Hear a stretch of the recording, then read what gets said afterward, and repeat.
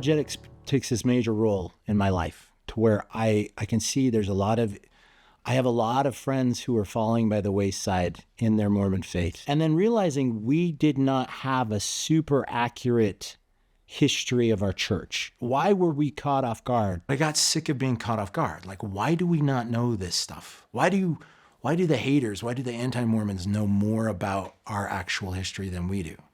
And it became apparent that whitewashing had been a problem because 1954 was this pivotal year for church education where they kind of took a vote. Do we want to go more academically honest or do we want to go more faith promoting? And this is an actual debate, concern, issue that happened at BYU. It's like, which way do we take the church education system?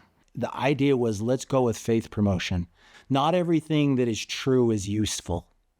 And so the idea is, let's just teach the children encouraging stuff that's faith promoting that will get them jazzed about being Mormon. And that's the environment I grew up in, heavily propagandized. Everything was faith promotion. And that's how I grew up. I was so excited and Mormonism was the best and we were all Mormon. We were going to convert the world to Mormonism because it's totally true and it's not at all false and there's no problems whatsoever. It's so squeaky clean. Why wouldn't you want to be a Mormon? You could be a Mormon like me. And we even had a tape cassette. I'm a Mormon. Yes, I am. And he was just teaching you to be so proud of your peculiar Mormonness. And that is birthed out of this turning the direction of the ship. Like, are we going to be intellectually honest or are we going to be faith promoting? And it becomes faith promotion.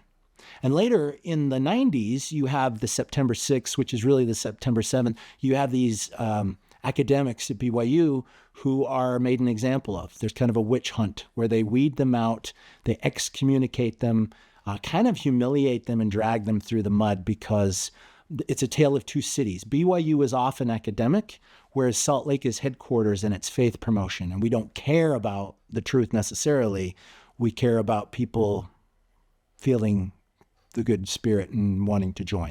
And so a lot of times Provo and Salt Lake would butt heads. Salt Lake always wins because they're the daddy. And so Provo, BYU, has to acquiesce. And in the case of the September 6, 7, you get these really legitimate academics who are pushing back on there's a problem with this, problem with this, problem with this.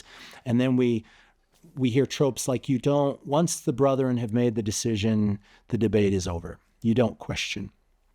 Which is ironic because I was always of the ilk that if we have the truth, then it should be easy to defend. And if we don't have the truth, then I believe that comes from J. Reuben Clark.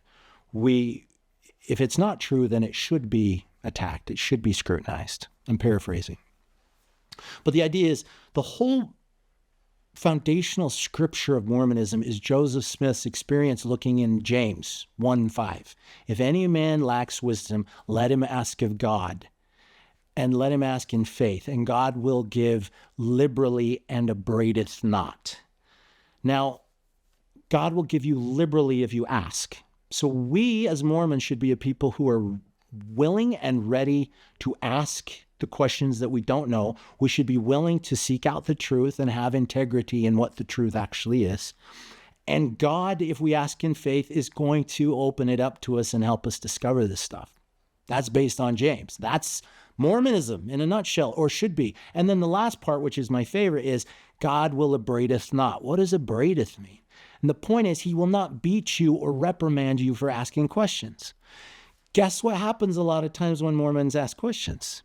They kind of get beat down into their place, and it's like, don't ask. You don't need to know. Or it's not important. Or your faith isn't. You're causing trouble. Just get back in line. Well, that's upbraideth. God upbraideth not. He doesn't do that. God is more than happy to teach you, seek, find, knock, it will be open. That is the God I believe in, and I take him at his word. So I should be allowed to ask any question, and there should be a reasonable answer. So now I go off on this journey of apologetics, and I love it. But it opens up so many cans of worms. And each worm now becomes an issue that I have to put on my shelf, and it just grows into this monster, right?